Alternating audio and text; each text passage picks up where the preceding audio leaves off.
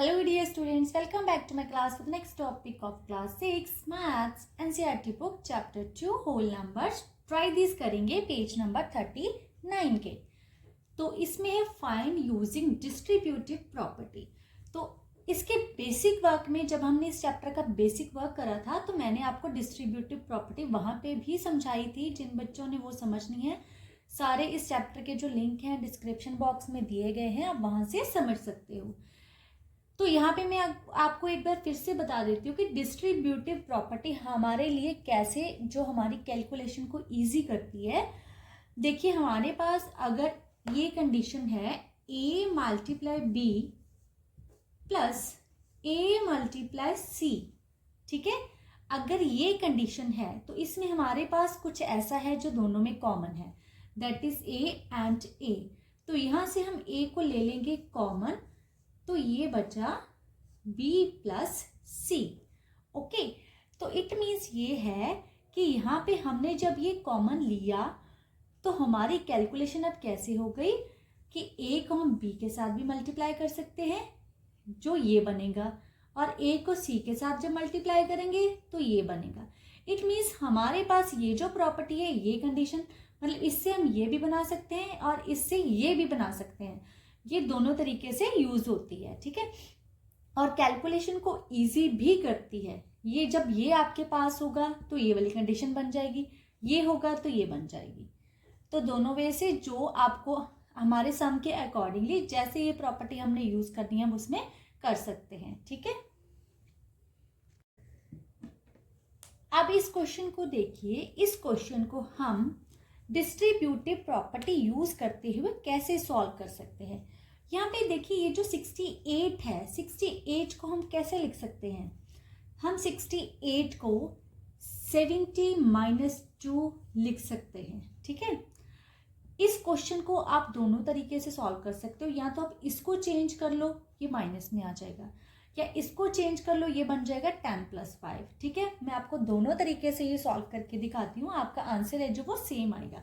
तो फर्स्टली अगर हम इसको चेंज करें तो ये आ गया 60 + 8, ऐसे भी लिख सकते हो, या फिर इसको आपने माइनस में लिखना है तो मैं सारे तरीके से आपको ये क्वेश्चन सॉल्व करके दिखा देती हूँ, ठीक है, आपको पता चल जाएगा। अब यहाँ पे हमने क्या करना है, इनको मल्टीप्लाई करा, 15 × 60 प्लस, और 15 को अब 8 के साथ भी करनी पड़ेगी, 15 × 8, ठीक है। अब हम इन दोनों को मल्टीप्लाई करेंगे, इन दोनों को करेंगे और फिर क्या करेंगे, इनको ऐड, ठीक है।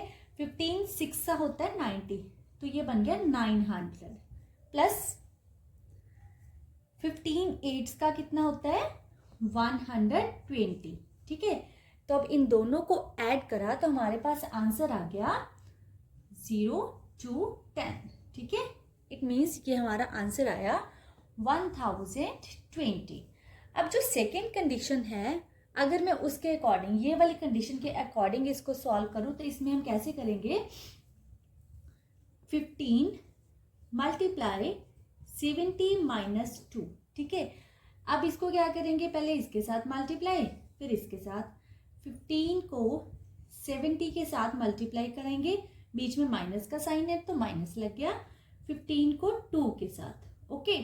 तो 15 7 का कितना हो जाएगा 105, पीछे लग गई ये वाली 0, ठीक है, माइनस 15 2 का कितना हो गया 30, ठीक है। अब इन दोनों में से 30 को माइनस करोगे इसमें से तो आपको कितना आंसर मिलेगा 1020, ठीक है। तो अगर आपके माइंड में सम टाइम कई बच्चों के माइंड में क्वेश्चन आता है कि हम इसको ऐसे भी लिख सकते हैं 70 - 2, तो हम इस क्वेश्चन को इन दोनों वे से अगर आप करोगे तो आपका आंसर बिल्कुल सही जाएगा, ये गलत नहीं होगा। आप किसी भी वे से इसको सॉल्व कर सकते हो। अब एक तरीका मैं इसको सॉल्व ये करके बताऊंगी, इसको चेंज करके, ठीक है, अभी बता रही हूँ आपको। अब 15 को हमने 68 के साथ मल्टीप्लाई करना है, ठीक है, तो बहुत ही इजी है। आप 15 को यहाँ पे भी रख के चेंज कर सकते हो, इस साइड भी कर सकते हो। इसको हम यहाँ पे रख के चेंज करें तो हमारे पास आ गया 10 + 5, ठीक है, मल्टीप्लाई बाय 68। अब 68 को हमने मल्टीप्लाई करनी है 10 के साथ भी और 5 के साथ भी, ठीक है। तो यहाँ पे हमने इसको 10 के साथ भी मल्टीप्लाई करनी है और किसके साथ करनी है 5 के साथ भी। तो इसका आंसर कितना आया, जब 68 लिखेंगे multiply by 10 plus 68 multiply by 5, ठीक है। तो ये आ गया 680 प्लस इसको मल्टीप्लाई करोगे तो 5 8 सा 40, 4 कैरी, 5 6 सा 30, 30 प्लस 4 34, ठीक है। अब इनको ऐड करोगे तो 8 प्लस 4 12 आ गया, 9 और 1 10। Now your answer is also 1020। अब मैंने आपको एक ही क्वेश्चन देखो कितने तरीके से बताया है, आप कोई किसी भी मेथड से आप कर सकते हो, ठीक है। Now next part is 17 multiply by 23। तो इसको भी मैं आपको 2 वे से करके दिखा दूंगी। यहाँ पे हम कैसे लिख सकते हैं, 17 मल्टीप्लाई बाय 20 प्लस 3, ठीक है। तो जब इसको मल्टीप्लाई करोगे तो 17 को 20 के साथ भी करनी है, 17 को 3 के साथ भी करनी है, ठीक है। 17 multiply by 20 plus 17 multiply by 3, okay. तो पहले हम इनको मल्टीप्लाई कर लेते हैं, फिर हमने क्या करना है, ऐड। और यहाँ पे हमने 0 लगा ली ऐसे, 17 2 ज़ा 34 एंड अब 17 3 का कितना होता है 51, ठीक है। तो अब इनको ऐड करोगे तो कितना आ गया 1 9 एंड 3, ये आ गया इस क्वेश्चन का आंसर, ओके। तो अब नेक्स्ट इसको हम कैसे कर सकते हैं, इसको हम कर सकते हैं ऐसे भी, हम यहाँ पे लिख सकते हैं 10 प्लस 7 मल्टीप्लाई 23। यहाँ पे मैंने इसको चेंज कर दिया, ठीक है। मैंने 17 की जगह पे लिखा 10 प्लस 7। अब मैंने 23 को 10 के साथ भी मल्टीप्लाई करनी है एंड 7 के साथ भी, तो आंसर कितना आ जाएगा 23 multiply by 10 plus 23 multiply by 7। यहाँ पे आ गया 230 प्लस 7 3 ज़ा 21, 2 कैरी, 7 2 ज़ा 14, 14 प्लस 2 16। अब इनको ऐड करेंगे तो 1 6 प्लस 3 9, 2 प्लस 1 3। तो इसका आंसर कितना आया 391। अब इसी क्वेश्चन को एक और वे से ट्राई करेंगे। कौन सा रह गया हमारा, माइनस वाला। तो इसको माइनस में कैसे कर सकते हो, हम लिख सकते हैं 20 माइनस 3, ठीक है। 17 को इस ऐसे लिख सकते हो मल्टीप्लाई बाय 23।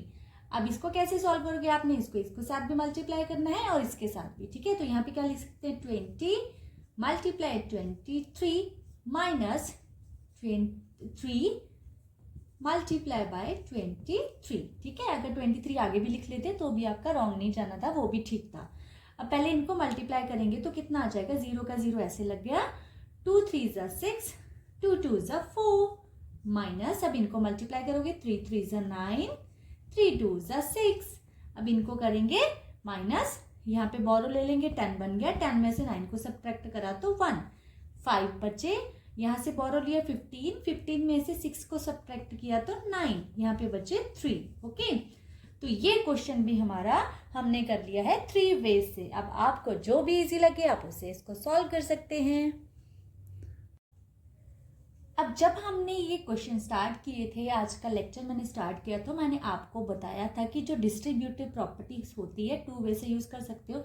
अब ये सेकंड टाइप जो मैंने आपको बताई थी कि यहाँ पे हमने ये देखना है कि इसमें से कुछ ऐसा है जो कॉमन निकल सकता है दोनों में से। अब आपको कैसे पता चलेगा कि दोनों में से कॉमन का मीन क्या है, दोनों में के मतलब ये है कि इस क्वेश्चन में यहाँ पे आपको प्लस या माइनस मिलेगा। प्लस या माइनस क्वेश्चन को 2 पार्ट्स में डिवाइड कर देता है, ठीक है। प्लस या माइनस ने क्वेश्चन को 2 पार्ट्स, यहाँ पे प्लस यहाँ पे है तो ये एक पार्ट बन गया, ये दूसरा पार्ट बन गया। और यहाँ पे देखिए दोनों में कॉमन क्या है 69 और 69। तो अब हम क्या करेंगे 69 को बाहर ले लेंगे एज अ कॉमन। तो इस साइड हमारे पास बचा 78 प्लस और इस साइड हमारे पास बचा 22, ओके। 69 को एज इट ऐसे लिखेंगे, ब्रैकेट को हटा के अब आप मल्टीप्लाई का साइन भी लगा सकते हो क्योंकि ब्रैकेट का मीनिंग भी मल्टीप्लाई है। अब 78 में 22 को ऐड किया तो कितना आ गया 100। Now answer is 6900, okay. मैं होप करती हूँ कि आज का इंटरेस्टिंग सा जो टॉपिक है आपको अच्छे से समझ लगा है। नेक्स्ट सम्स के लिए, नेक्स्ट चैप्टर्स के लिए, 6th क्लास के मैथ्स के लिए मेरे चैनल को सब्सक्राइब करिए, क्योंकि आपको मेरे चैनल पर 10th क्लास तक का मैथ मिलेगा। Thank you.